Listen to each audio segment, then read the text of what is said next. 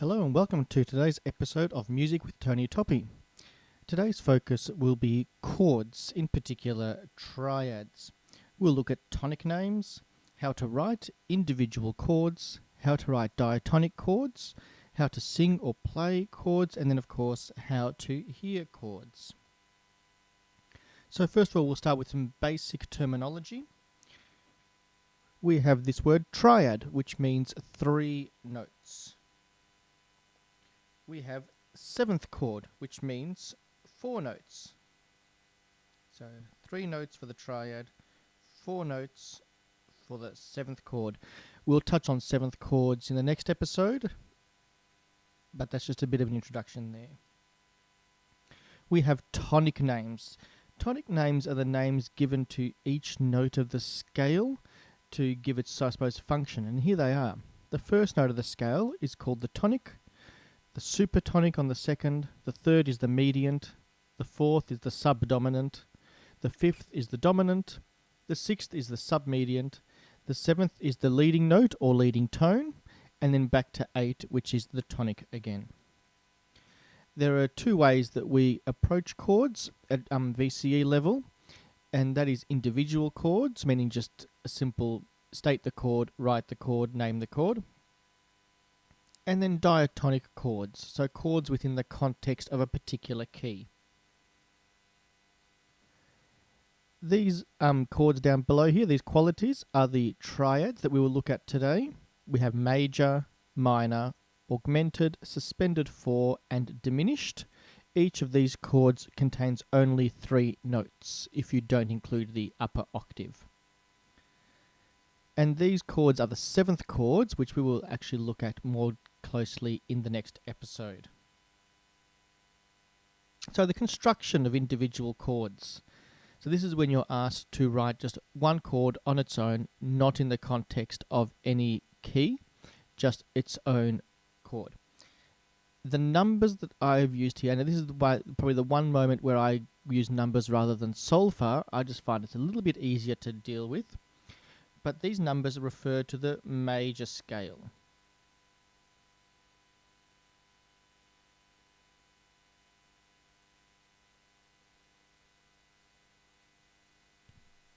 And it's important to remember that even though the chord might be a minor or diminished or whatever, the numbers always refer to the major scale. The arrows that you see, so for example, this arrow here, means that we lower that middle note. So whatever that third note of the major scale happens to be, it needs to be lowered for the minor scale, minor chord, sorry. And similarly for the augmented here, we have the raised 5th. So the up arrow means raised. You might notice down in the full diminished down here that there is actually a double lowered note there. We will look at that in more depth next week, or next episode rather. So, how do we write them? Lines versus spaces. What do I mean by that?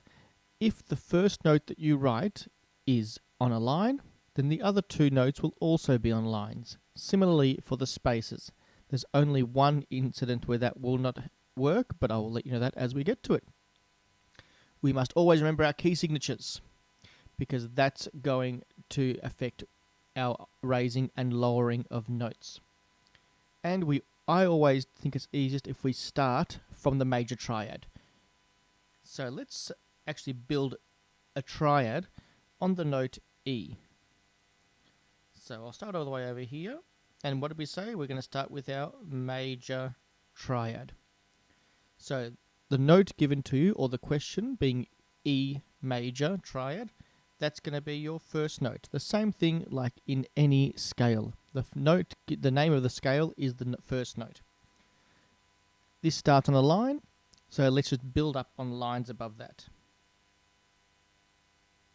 And I'll add here in blue the upper octave, just so we know that that's still part of the chord, but not in what we're looking at down below in the bottom 3 notes. It's not going to be affected by anything else.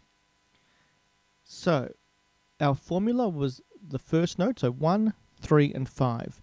We know that in E major, if you revise the key signatures episode, that there's an F sharp, a C sharp, a G sharp, and a D sharp. In my chord that I have written over here, there is actually a G, and it's the middle note there, or the third note, so that requires the sharp. And there we have it. That's our E major scale. We're going to stick in the major, I suppose, set of chords, I call them, and we're going to go to the augmented chord. So once again, we are going to start from our major chord. So I'm going to just write that in straight away. You don't need to actually use different colors for the upper octave. I'm just doing it as a way to remember to put it in there. So the major triad has the G sharp, because that's the third note of the scale. The augmented chord is a 1, 3, and a raised 5. So that middle note will just stay the same. That's all good. Now, this concept of raised and lowered. So here's a little diagram I like to use. If we start from a natural, to raise, we go to the right, and the naturals will become sharps. To lower, we go to the left. Naturals will become flats. Likewise, if I start from the flat and I want to raise, it'll become a natural. If I start from the sharp and I want to lower, it will become a natural. So that's just a little diagram I like to draw at the top of the page for any sort of theory exam that I'm working with. Back to the augmented chord. The fifth note, or in this case the third note up from the tonic, needs to raise by a semitone. It's already a natural, so it will become a sharp. And there you have it. There's the augmented chord. Let's now move to the minor. So I'm going to just put my 3 notes there, including my upper octave. Looking back at the major, there's that G sharp there. Now, in order to make a major chord into a minor chord, we need to lower that third note. So that G sharp, it's already a sharp. It now needs to become a natural. So I don't actually need to write the natural there because there's no key signature. So I'm just going to leave that as it is. You, of course, are more than welcome to actually write the natural. You don't get any marks deducted or gained for that, to be honest. But we can just leave it as it is. Continuing in the minor set is the diminished. Once again, let's put our notes. And we're going to think about this major, the minor, because it's coming from the minor. But then again, we still want to go from the major. Start from the major, like I said before. We have to lower that third note. It's already done. Fantastic. We also need to lower the fifth note. It's currently a natural. We want to make it into a flat. And there we have it. That's how you get the diminished chord there. There is one more, which doesn't really relate to either major or minor, but for the purposes of today, I'll just write it here on the top line. And that's the suspended fourth chord. I'm not going to bother going into the history of the suspended fourth, but let's just, for the sake of today, it's a bit difficult to start from the major for this one because the third note actually gets replaced by the fourth note. And then we have our fifth note in there, and of course our tonic on top. That's actually how the suspended fourth chord works. The first, the fourth, and the fifth. There is no third. It's an unstable chord and it begs for some sort of resolution, which is why it has this sort of word suspended there. So I encourage you to go and try writing these chords out, or these triads, on different notes, but always thinking, as we said, about the key signatures and starting from your major triad. So, diatonic chords. This is where you're asked to write chords that are in the context of a particular key. This is where your tonic names are important. So I have a little step-by-step process of what we need to do. I'll write the question here. So we are asked to write the mediant of D major. Okay, that's the question. The mediant of D major, and we know that the mediant is the third of the scale. So, step 1, here we go. Establish which key you're in. We are in D major. Great. Establish the scale degree, the mediant. So, 1, 2. Write the note that corresponds to the scale degree. So, what is the third note of D major? Well, the third note is F sharp. There we go. Step 4, add the other notes above. Now, I say look out for sevenths. That more relates to next episode. The seventh would actually be written somewhere in the question. It'll say like mediant seventh or something of that nature. So the other notes are just simply like we did in the previous slide, adding and we're in spaces here, as you can see, and I put that blue tonic up the top. Step 5, apply the key signature.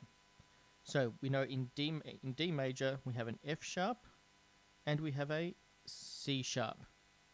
We've already put the F sharp down the bottom, and the C sharp is right here. Label the chord if asked. Now, we will have to visit in the next section about the quality of each chord on each scale degree. But a little hint, we have a lowercase Roman numeral. Lowercase means, in general terms, minor. So this particular chord is actually an F sharp minor chord. And then your last step, rejoice, for you have completed the question. It's a very good sense of achievement when that actually happens. Let's just try one more, just for the sake of being here. Let's try the dominant of B flat major. So, step 1, the key. It's B flat major, and I'll do it in bass clef for this one. And we have a B flat and an E flat. Establish the scale degree, the dominant, which is actually based on the 5th of the scale. And the 5th note of B major is F. We've written the note, add the other notes above. Great. Apply the key signature. There are no B flats. There are no E flats. We're going to label the chord. It's actually an F major chord. And we're going to rejoice. Woohoo! We have done that question. So once again, I encourage you, go away, get some scales out and write the notes that go, the chords that go with it. Of course, this same applies to minors. And if you're talking about harmonic minor, you must consider the raised 7th. So actually, why don't we try one now, actually? So let's try the dominant of A minor. Dominant of A minor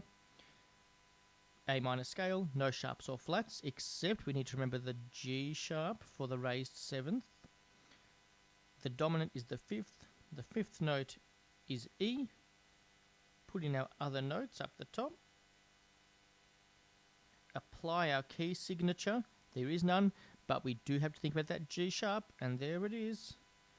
And it is an E major chord.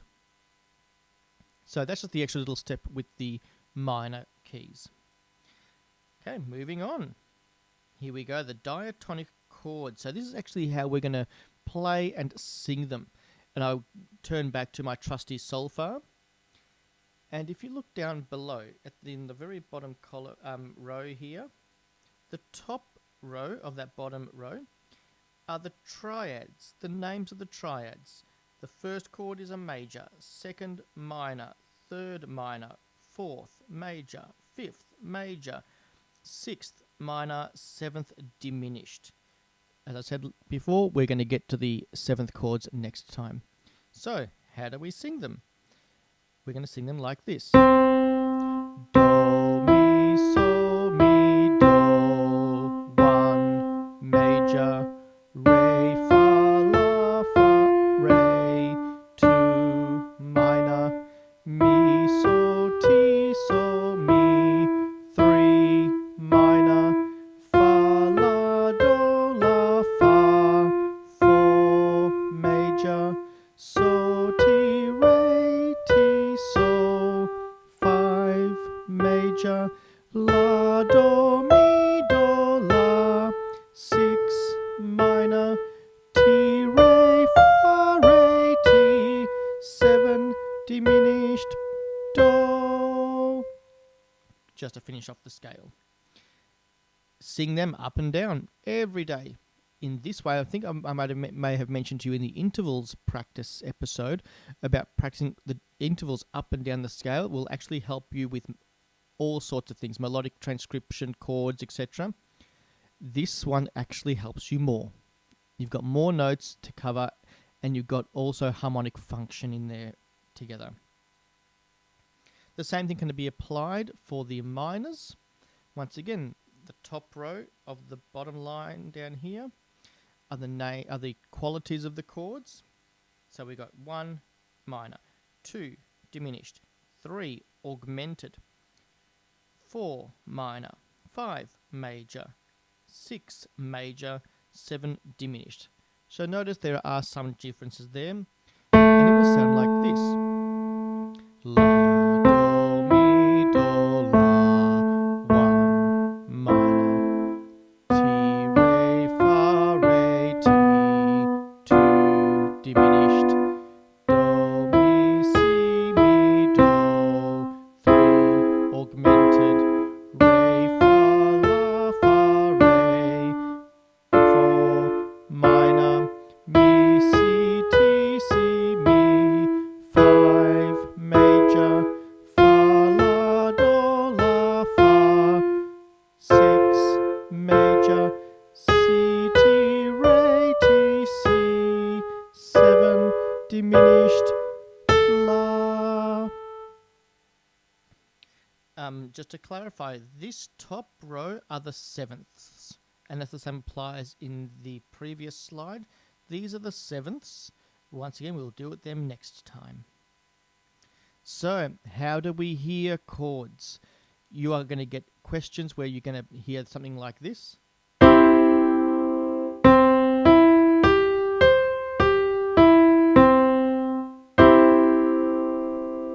And you have to be able to discern which of these triads it happens to be.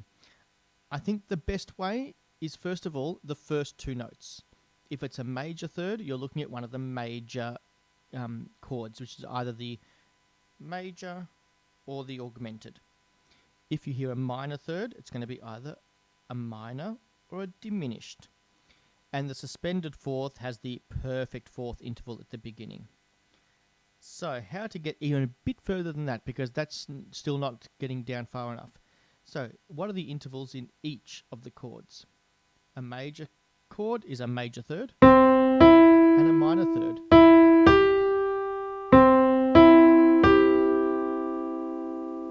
And you can sing that 1, 3, major third, 3, 5, minor third, or do, mi, major third, mi, so, minor third, like you would have done way back in your intervals practice.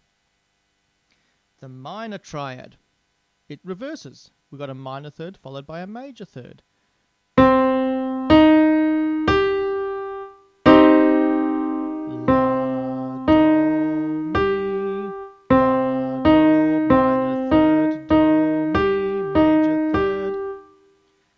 The augmented, both major thirds.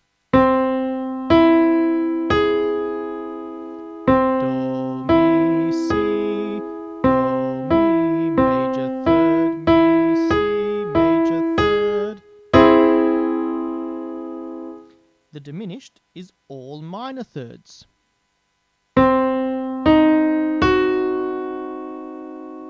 And we have T, Re, Fa,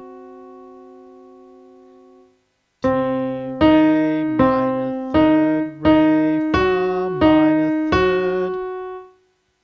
And our last one here, the suspended fourth, perfect fourth, and a major second. So it's completely out of whack. Oh, sorry for a little spelling mistake there. But we have this sound. Do,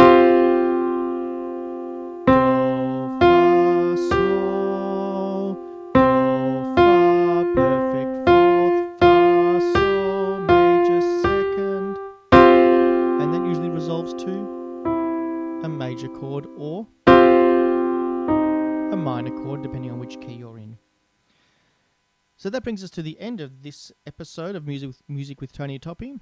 If you have any questions, comments, or queries, please send me an email at tonytoppi@me.com.